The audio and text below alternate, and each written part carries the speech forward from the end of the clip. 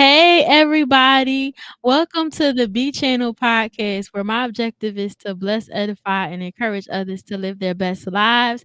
I am here today to have a meaningful, impactful conversation about the importance of godly community. And I have my guest here.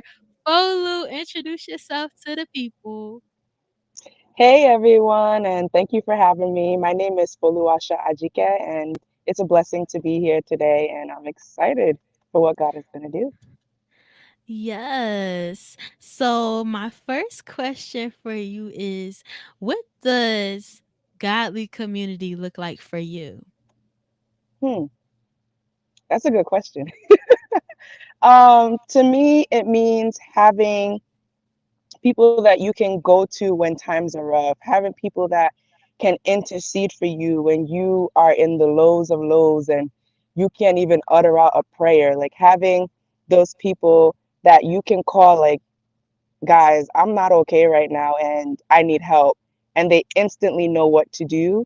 That's what I call a godly community because you can have a community of friends where they're not going to lead you back to God. They lead you into worldly satisfactions that are only temporary and it does nothing for you. Whereas that godly community, like they will lead you back to the word, they'll lead you back to God. And that's really important. Yes, like I love people that will well I'll say I'm learning to love people that are not yes men, people that may Yes. disagree, that are Yes. able to correct me or call me out when I'm not right and Yeah. challenge me to be better. Right. That means a lot Mhm. to me now. Like I'm learning Mhm. that okay, everybody doesn't have to agree with you. It's They okay. don't. And it's like we just have to learn that really matters, that Mhm. we just have those kind of people in our lives. So, Mhm. in what ways have you personally benefited from having this godly community? Whew. I could write a whole book on this. Having a godly community has helped me get through depression. Mhm. It has helped me not refrain back to attempting suicide. It has helped me to also understand my strength and to know who I am. And it has honestly saved my life because life happens. Like things happen where the enemy just gets control because somewhere, somehow, we left an open door, right? And we allowed the enemy to sneak in through that door and he just pollutes that place. And that happens, right? And in those moments, I wasn't praying as I should. I wasn't in my word as I should. Easily, that's an open door for the enemy to just come in and sweep you right up. So, like, in those moments, I just wasn't strong to do, like, to fight that off. I wasn't strong to just sit there and pray. Even opening my Bible was like the hardest thing to do ever. But like having those friends, they're like, "Girl, have you read your word today? What are you doing? Did you worship today?" And it really helped me. It saved my life, honestly, because I don't think I would be here if I didn't have that community. Yes, thank you so much for being vulnerable and sharing about that, Yes. because it's so true.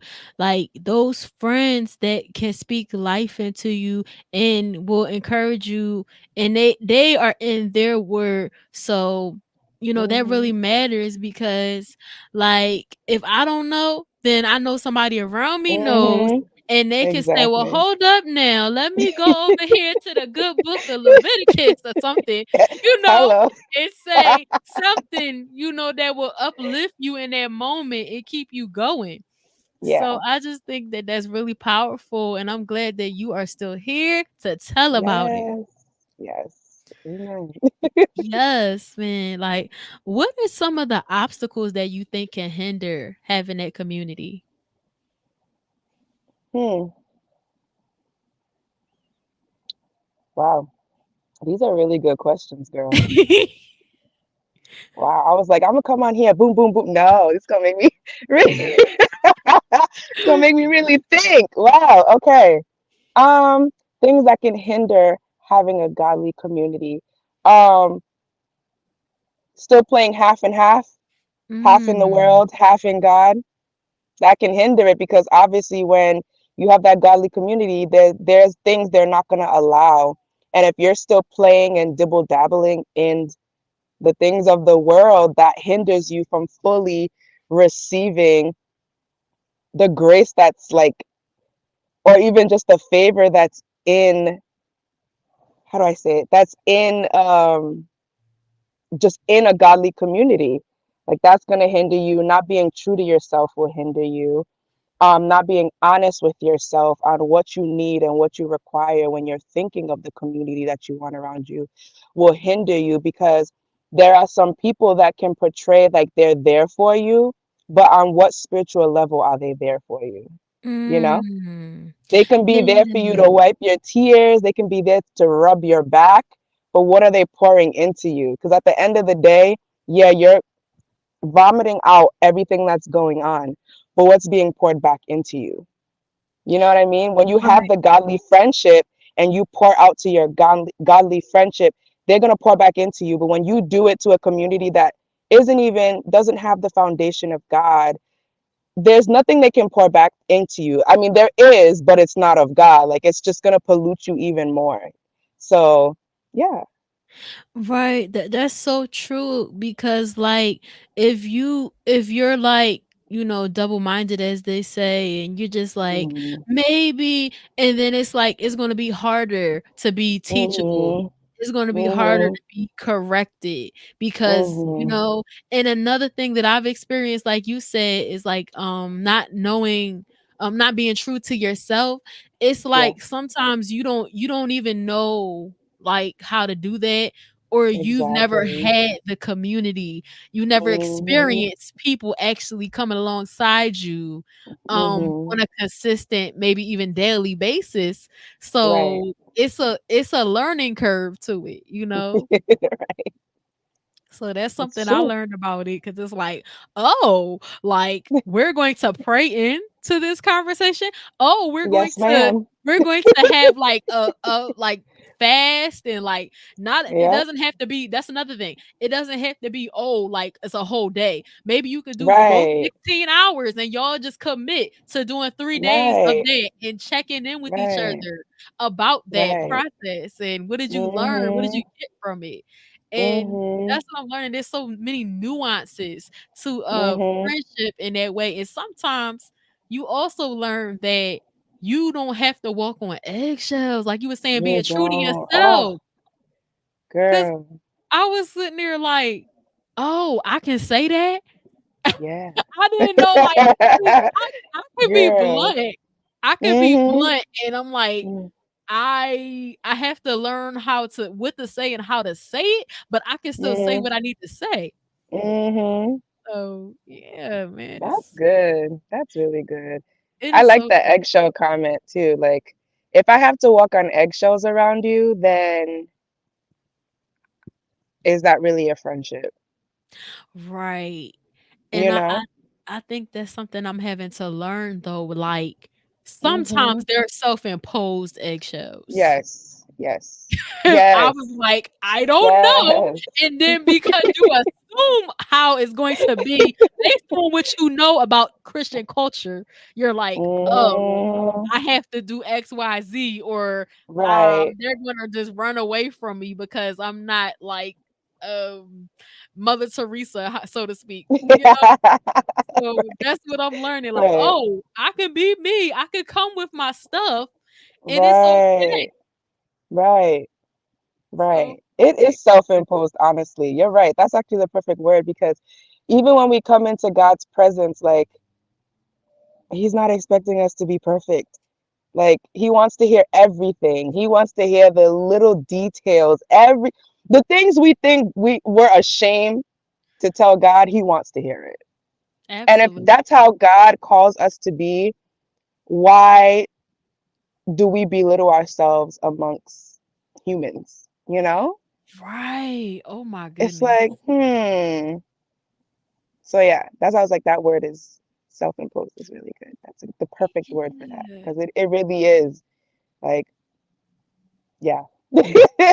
Yeah, because our relationships are really a microcosm of how it's supposed to be with God. Exactly. So it's like Ooh, that's good. he's the bigger relationship, the primary relationship we're supposed to be operating in vulnerability with, but we can't do that, Right. then we can't do this. You can't. You can't. And even sometimes how we are with other people, we may not think about it, but sometimes that can reflect in how we are to God. Yes, it goes 2 both. Easily. Mm-hmm. Yeah, so you Mm-hmm. gotta really, like, think, like, "Okay," but when you start to learn God's nature and you're like, Yes. "Oh, I don't have to be, like, prostrate all the time and be like, No, oh," my friend was saying on here, she was like, "Oh, Holy Father," like, you don't have to be like that every you don't. minute, like, and then you're like, "Oh, it's not disrespectful to just say what I need to Mm-mm. say." So it's like, Mm-hmm. when you understand that you can tell him things because he already knows, when you come to Exactly. friends, you can be like, "Oh, there's a way to Right. say this, but it can still be Mm-hmm. said." Like, it's not like, "Oh, let me just Exactly. button up." No. It's literally as simple as God, this person is pissing me off today, and I really want to go off on them, but I know what you've put in me, and I know who I am in your eyes, and I know that you live in me. So I'm coming to you, God, to help me, because if I do this on my own, I'm gonna go to jail. But I know if you handle it, you're gonna make it right. It's as simple as that. Oh And God my hears that. goodness. Oh my god. Because I just saw somebody say that online the other day. They were saying, you gotta react out of what God placed in you, not what they bring to you. So I Mm-hmm. was like, Mm-hmm. "Oh, that was so good." Mm-hmm. That is good. Yeah. So that was just like a Rima word when you said that. I was like, "Oh." Oh, there we go. Yeah, it's so true. But then my next question I would say is like we were just talking about this basically, but like is it easy for you? Like how important is that process of being vulnerable in your friend group and stuff like that? I feel like when you have the right friend group, Mhm. it's easy. It's easy. Like you will already feel the presence. Like with my friend groups now, I can hit them up about anything. I know the devil will try, like, oh, they're gonna judge you for that. Oh, don't say that. But I know who my friends are. And I'm not ashamed to tell my friends that I'm struggling right now. And I know, like, this time last year, um, yeah, is it this time last year? Yeah, this time last year, I was struggling financially and, like, with the place that I was staying at, my apartment, and my job just wasn't coming through, and I was getting like super nervous with how I was going to pay rent. How am I going to do this? How am I going to do that? And it was almost like this shame thing to tell my friends that I'm struggling. And I drew that for the longest time. And then it's like, my friend was like, girl, I'm your best friend. Like, why wouldn't you tell me these things? Like, you shouldn't. She's like, if you're ashamed to tell me these things, are we really friends? And I think that's what clicked for me. And it's like, your friends are there to pick you up when you can't pick yourself up, you know? And if they're not doing that, then they're not your friends. So when you're in the right group and and you guys have created a space where you can be vulnerable, where you can talk about anything, like down to anything, okay? Anything, like it's easy, but you have to create that space, that environment first. Like you can't just jump in and expect that. You have to create it. And that comes with trusting each other. That comes with talking to each other. That comes with being open and being true.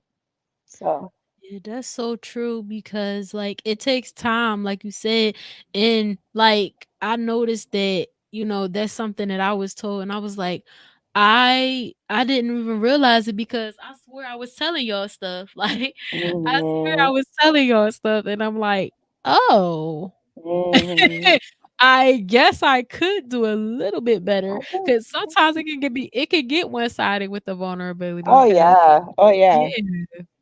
Or you think hmm you're being vulnerable, but it's like, could you go a little deeper? Surface vulnerability. I wonder if that's a thing. We just Yeah, made it a thing. Surface vulnerability. yeah, because 'cause you'll be like, "Oh, I just told you my life story." Like, I Right. swear I laid it out. And Right. I guess I could just say a little more, Do share a little more. more, like, don't just, Mm. live in the space of colloquialisms and, 'cause you know how Mm. easy it is to be like, "Yo, I'm doing good, I'm okay," or "Everything's And going keep it as good." that. Yeah, and Right. it's like, or maybe I could tell them, something, or maybe, it might not be something where you wanna tell them right away, but Right. you could tell them in time, like, just it's like baby Mhm. steps with certain things. Mm. So, Yes. it's a process. It's such a process. That's what I'm learning about this whole, like, life thing, and then another thing is that I feel like sometimes we don't realize that the spiritual family is supposed to be an extension of our blood family, like, Come one on. as Come one. on. Just like Mhm. when in marriage, I feel like that's how the body is supposed to be, the body of Yep. Christ. Like, we're supposed Yep. to be brothers and sisters, and if they calling us brothers and sisters in the Bible, alright, what do brothers and sisters do? Sometimes they fight, right? But you Exactly. still come back to each other, you still love each other at the core level. It's just that you might not like Exactly. them right now. Yeah, and that's fine. So, And I'm that's just fine. I'm learning that, okay, like, I can really say that and believe that you're here for me, but Mhm. it's something that's really, strange when you haven't had it. You're like, "Oh, you're actually meant to be Mm. here." Like, Mhm. I can actually count on you. We can have these dialogues with each other Yes. and, like, Yes. so I'm working on it. You got this. Yeah, so how do you feel like we can do better to, like, foster community in the body of Christ? Got to get out there, honestly. You can't, just like they say, church is not just a four-wall building. We're the church, and we have to go Yes. out there and make more churches. Like, and you just, as simple as that, you got to get out there. You can't be in your room and expect people to just show up at your door and that's your community. It don't work that way. "Sis, I'm you're coming sorry. for I'm me. You're sorry. on my street. Uh, I was sis, like, you oh, got it's the this." same.